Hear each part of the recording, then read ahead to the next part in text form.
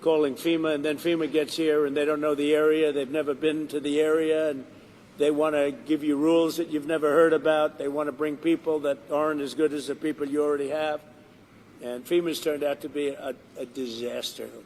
And you could go back a long way. You could go back to Louisiana. You could go back to some of the things that took place in Texas. It turns out to be the state that ends up doing the work. It just complicates it. I think we're going to recommend that FEMA go away.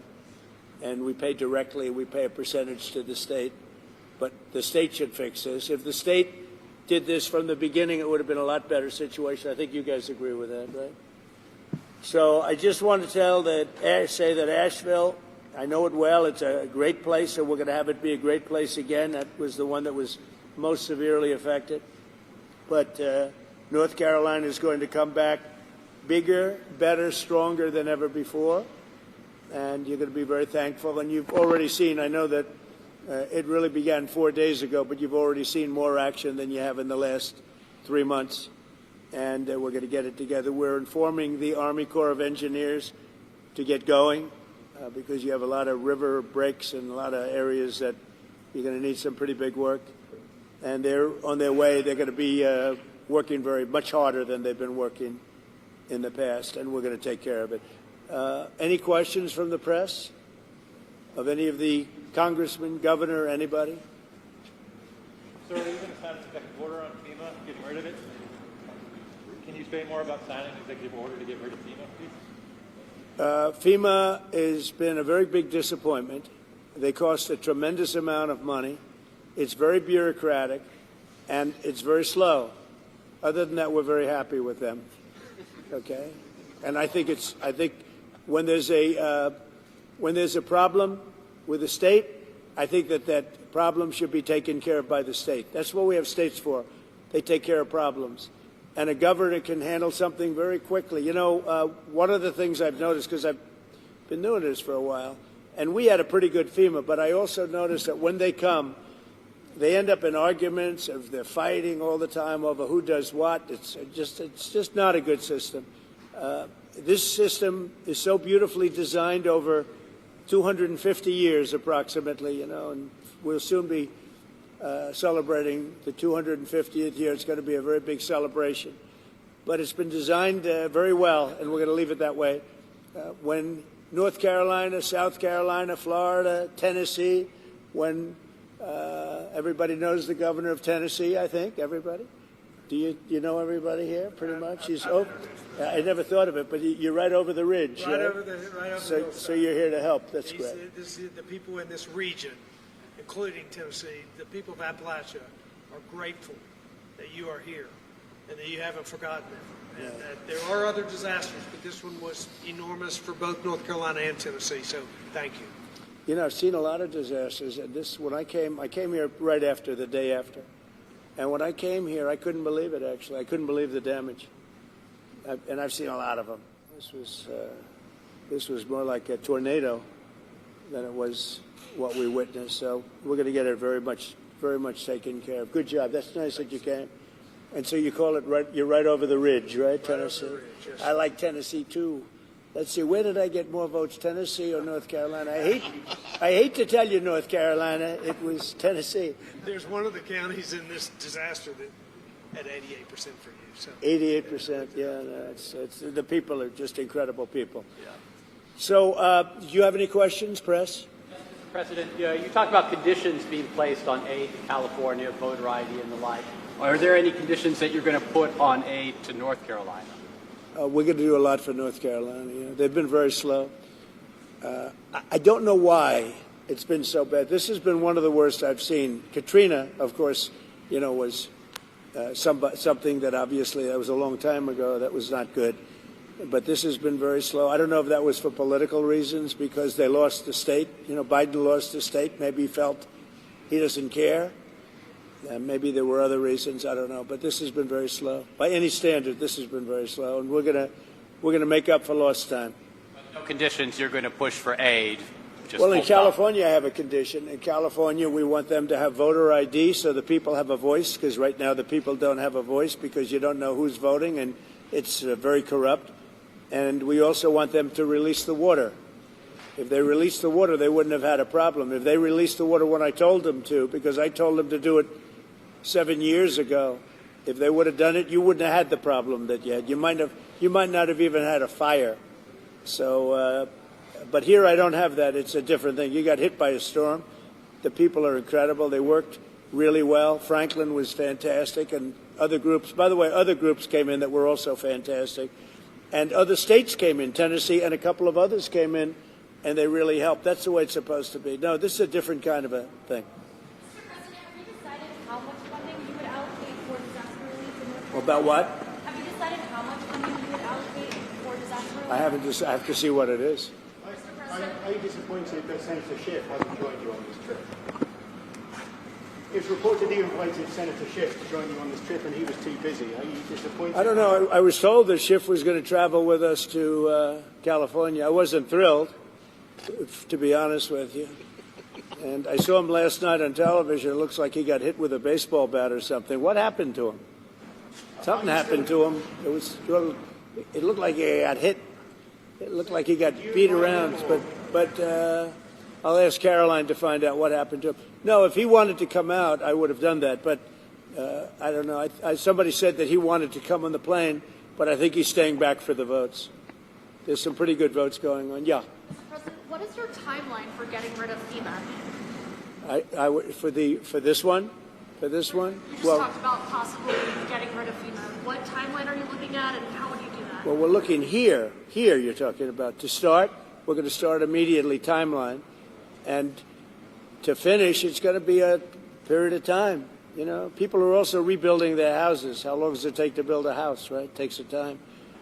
And I want them to build houses bigger, better, nicer than they had before, so they can have, at least they get something out of this disaster. This was a real disaster. No, timeline will be fast. In terms of infrastructure, I think very fast. I want to thank Elon, because Elon was able to get us communication systems, as you know, Starlink. We had no communication. The first day I got here, I was asked by one of the people, one of the really great representatives, professionals, that is there any way you could get Starlink here, because they had no communication whatsoever. And I called up Elon Musk, and he had, hundreds of units brought here, brought immediately. And it's hard to get. They couldn't get them before. And that made a lot of difference. I think it saved a lot of lives, actually. Yeah. Infrastructure-wise, we'll do it quickly. Sir, can you just talk about how long you think it might take to get rid of FEMA? What's the timeline on that? If you're going to roll it back?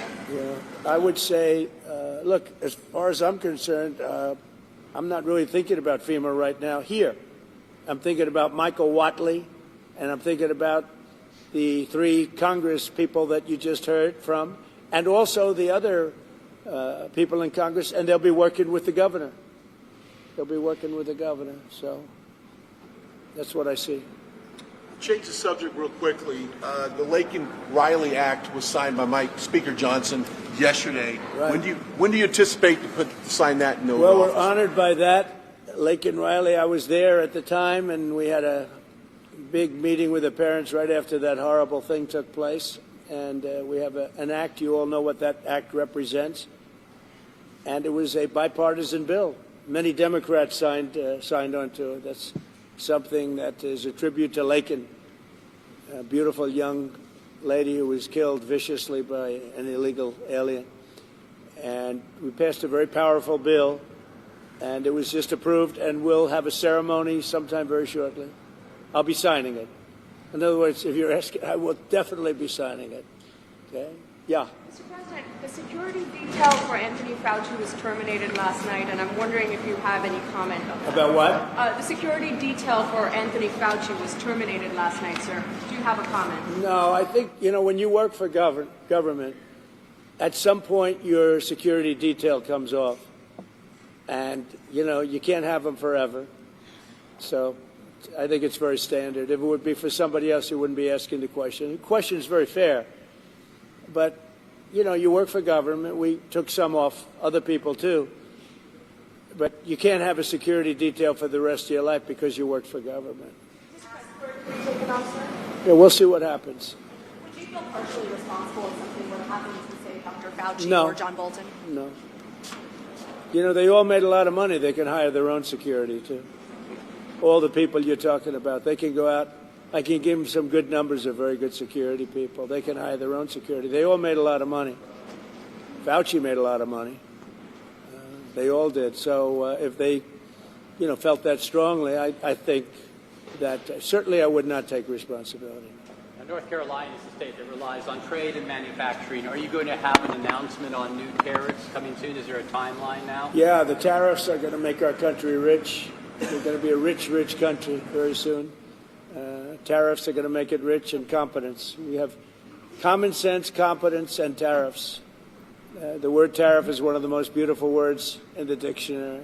Now, Jonathan Reynolds, the business secretary of the United Kingdom. And President Trump is talking to first responders there in Asheville, North Carolina, and taking some questions from reporters. The big breaking news to come out of this, he is planning on issuing an executive order to potentially get rid of FEMA, calling the organization slow, bureaucratic, and a, quote, disaster. He also went on to answer questions from reporters. And after this, he's going to meet with a family who lost their home in Hurricane Helene. Then he is scheduled to head to Southern California to tour the area devastated by the recent wildfires and also to address wildfire relief from the federal government. He's talking about looking into voter ID and potentially diverting water from Northern California as being some of the contingencies for issuing aid to that region. So far, no plans to officially meet with Governor Gavin Newsom, the governor there of California, but the governor has said that he will meet Trump on the tarmac, so we'll wait to see what happens there. And it's important to note that, these impromptu press conferences, he covers a multitude of issues unrelated to some of the emergency relief efforts. He just answered a question about the security detail being revoked for Anthony Fauci and John Bolton, and also a question about tariffs. So we'll have the very latest on all the things that he is covering with these addresses to the press. But I want to bring in CBS News political reporter Olivia Rinaldi. She has the very latest on the Trump administration's moves. I thought you were coming to this. Olivia, I think we have you there. I want to bring in, though, first, CBS News national correspondent Dave Malkoff. Dave, can you hear me okay?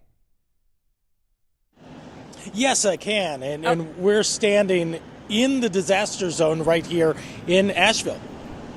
And then what can you tell us about this, the reaction from the folks in North Carolina? The president saying he's going to issue an executive order to potentially get rid of FEMA. Can you tell us a little bit about what FEMA has been able to do for the people in that state and the people that are still waiting for aid? I mean, how much are people who have lost their homes, how much are they relying on this funding?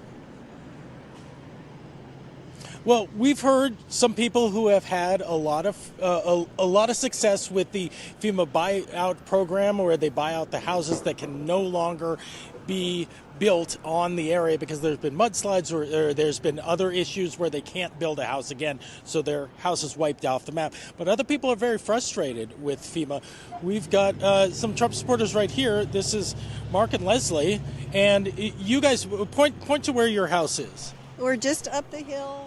There's a pink house on the top of the hill, and we're right behind that house. So you are very close to this disaster. Now, you were standing out here, so you didn't hear what President Trump just said seconds ago, but I'll relay it to you. He said that he may be signing an executive order to get rid of FEMA altogether. What do you think about that? That's really difficult to say. I don't have any information about that. I think what I appreciate is him coming and shining a light on North Carolina again. We are still in a disaster area. We still need support, whether it's governmental support, whether it's nonprofits, non-governmental organizations. We just need the support and the help. This is around a $60 billion disaster here. Is that something that the state could support, or is that something the federal government would need to support as well? I personally don't think either of the state or the federal government can afford to support that. That's why we appreciate so much the nonprofits like Samaritan's Purse, the Franklin Graham's organization, the kitchens that have come in, the World Central Kitchen, yes, Jose Andres. Yes, and they came in and they took over our favorite barbecue place, Bear's Barbecue, and served over 100,000 meals from the disaster to about 2 weeks ago when they folded up shop. anyways, it's that kind of stuff, the sweat equity of the community, that is making the real difference here in terms of rebuilding what we have. Our federal government's way too much debt they're holding right now, and anything they can do to streamline themselves and be more effective with the monies they have, we would appreciate it, whether it's the state or the federal government. Some people that I've talked to this week, and I've been out here all week, have said that in some ways, since it's been 115 days or more since the hurricane, and so much has happened. We've had a presidential election, we've had terrorist attacks, we've had the fires in California. So much has happened in there. Is it hard to keep a focus on this disaster when so much is going on in the world right now? I think certainly nationally and maybe internationally that's true. I mean, our hearts are breaking over what's happening in California with the fires. I think that's why we're talking about, yes, we want outside help. We can't depend on that completely. We really need tourists. We need tourists to come back. Please come back to our beautiful community. But we are working together and supporting each other. We'll take outside support, of course, as well, but we can't depend on that. And it's good to note that Western North Carolina doesn't just look like this. No. There are places that were untouched by the hurricane, but there is an area bigger than Rhode Island that can never be built on again because of the geologic landslide issues. Do you think that this is a fundamental change for this area? Or are you kind of on a different trajectory from now? Well, I've not lived here through the last two big floods, one going back to 1918. 1916. Or 16, yes. And so I can't speak from experience, but I can tell you that as a community, we've grown stronger. We've gotten out of our houses and met our neighbors and supported them, and we've become much closer. And regardless of the landscape, that's all that really matters in terms of having a happy life, is being in community with your friends, your neighbors, your church, and supporting each other. And that's strengthened through this. It's WNC Strong. That's right. WNC Strong. But Come visit. We do, yeah. We love tourists. Our community was $25 million less revenue, tax revenue. We're talking about Asheville last quarter because of the lack of tourism. So to ask this Asheville then to step up with more money to help, we're cutting back staff at our libraries, our parks, our police department, our fire departments, because of the lack of tax revenue. So we need the tourists to come back, or fundamentally this area will change. Well, Liz, I think they hold the sentiment of Western North Carolina here. It is a big disaster that will take a long time to clean up and a long time to come back, because this is so much damage and it's so widespread, and it goes all the way up into Tennessee, and they're just hoping that something changes here, that something goes forward in bringing this vibrant community back to life. And I think go Western North Carolina strong. WNC strong. That was heard loud and clear, no question. And the spirit of those individuals is just so inspiring in the midst of so much devastation caused by those hurricanes. Dave Malkoff reporting from Asheville. Thank you so much for that, Dave. All right, let's go to Olivia Rinaldi now. I want to talk about the politics of all of this, Olivia, and this breaking news. The president saying that he intends to sign an executive order to address the future of FEMA, possibly getting rid of the organization altogether. What can you tell us? Yeah, quite a bit of news there from President Trump during that press conference briefing. in Asheville, North Carolina, saying of FEMA that he may get rid of it if he determines that's necessary. And at the very least, he's going to be signing an executive order to overhaul and reform it. He called that agency slow and bureaucratic. And if Trump officials I've talked to about what this actually means, they tell me that they trust the people on the ground in those states that are impacted more than they trust the federal government to help them with disaster relief funds. I just spoke with an administration official who told me that the idea of this is that no longer will they be going to FEMA asking for some of those funds, but rather straight to the White House telling them what they need. They'll allocate those funds, and then ultimately it's up to the states to decide how to disperse those funds, where they put them, how they'll handle some of this disaster relief. You heard Trump there criticizing really the reaction of FEMA to Hurricane Helene, specifically in North Carolina, saying that this slow process has really hampered their ability to recover, and he wants to essentially change all of that, reform this, overhaul it, and make it a little bit easier for those people on the ground. And Olivia, the president is also scheduled to visit California today, Southern California. He's going to head to Santa Monica to tour the wildfire damage in the Palisades area. But this trip comes as Trump continues to exchange some pretty harsh words with Governor Newsom over those recovery efforts in that area. This is what he had to say about that visit. Let's take a listen. Mr. President, funding to Los Angeles because of its sanctuary city policy. I want to see two things in Los Angeles: voter ID, so that the people have a chance to vote, and I want to see the water be released and come down into Los Angeles and throughout the state. Those are the two things. After that, I will be the greatest president that California has ever seen. I want the water to come down and come down to Los Angeles, and also go out to all the farmland that's barren and dry. Now, we want to know that city and fire officials in Los Angeles County have pushed back on the president's claims, saying it was technical issues and also the overwhelming demand on fire hydrants that played into the struggle to fight these fires. Olivia, does the president have the power to withhold emergency funding from California?